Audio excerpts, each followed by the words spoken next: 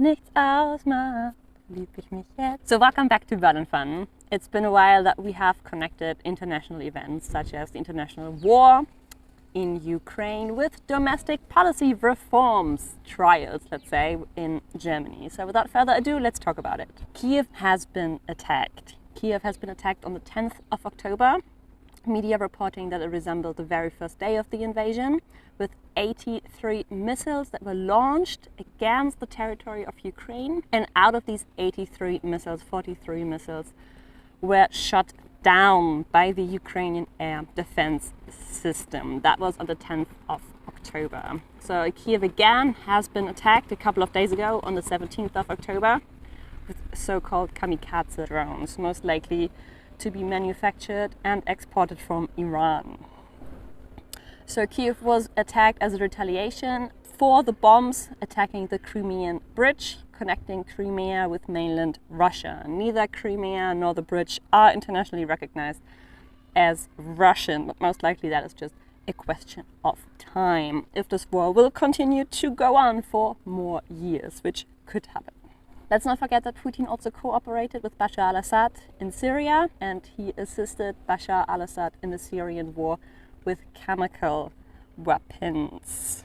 So why Germany was so reluctant under Merkel to diversify its oil imports from Russia is a question for a private interview. But Putin is an established warlord. TYT also reported on the 10th of October that Putin fired the first general in charge of the Russian invasion in Ukraine and replaced him with the guy who also assisted the Russian part of the Syrian war, which makes sense from a very shallow perspective because Russia was losing land they just previously had conquered.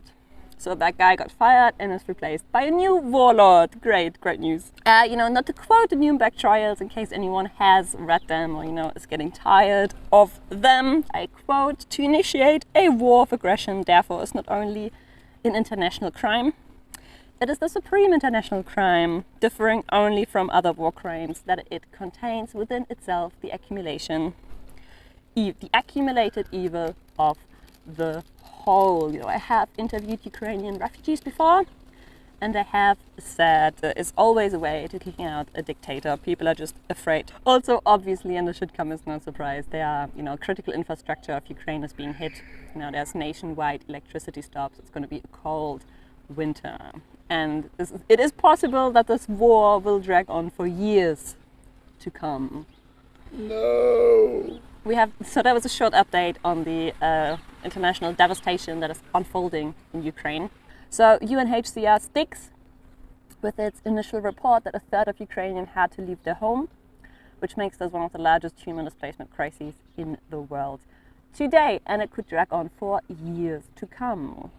Let's try to connect it with potential domestic policy reforms in Germany. And it's all about the distortion between the asset economy and the real economy. Good news, the member vote of the political party Die Linke decided for a universal basic income, with 57% of the members voting for including the policy proposal of a universal basic income into the political party program for it to be run on the 2025 parliamentary elections in Germany. Die Linke would be the only political party to have included that policy proposal, that revolutionary domestic policy proposal, into its political program. So that is good news. That was the first step we needed. And without that first step, all further work would have been unnecessary. So we're happy about that result. Good that it happened, And it's all connected with that throughout the financial crisis and throughout the pandemic, central banks of the largest 7 countries have set their interest rates at 0%, which means that governments, specific corporations and banks could access that cheap money and real people couldn't. Real people did not have the luxury of cheap money at that level, and they still don't. Which means that the asset sheets of those central banks just grew larger and larger of government bonds, without doing anything. They're just going to sit on those asset sheets forever, which means that the biggest central banks in the world have hoarded around $41 trillion on their asset sheets, which is technically debt without the intent to ever resell it, because who'd you sell it to? So universal basic income is a great way to counter that, to make sure there is enough value in the system. It's in the hands of real people, and the policy proposal would mean Germany is the freest, fairest and richest country in the world. So yip. Higher wages or more money in circulation by real people will lead to inflation is a lie. Now, that's a lie that Christian Lindner wants us to believe. And let's not forget, that everyday life in Germany has not changed for the past 8 months since the outbreak of the international war in Ukraine. Employees are still used to being treated so shittily by employers. We continue to accept it. Higher wages leading to inflation, that is a lie. That is a cover story told by mainstream politicians, mainstream employers and mainstream media. It's a cover story here to help covering, where the real wealth is going, and it's going into the asset economy, not the real economy. So we're here to fight that, and the correct outcome of the member vote is to be celebrated. Peace in. Thank you so much for watching. Let's stay up to date with upcoming events. And if you do think you have a perspective worth sharing, please contact me on any channels. We'll set up an interview. Love to Ukraine. Peace in. Thanks for watching.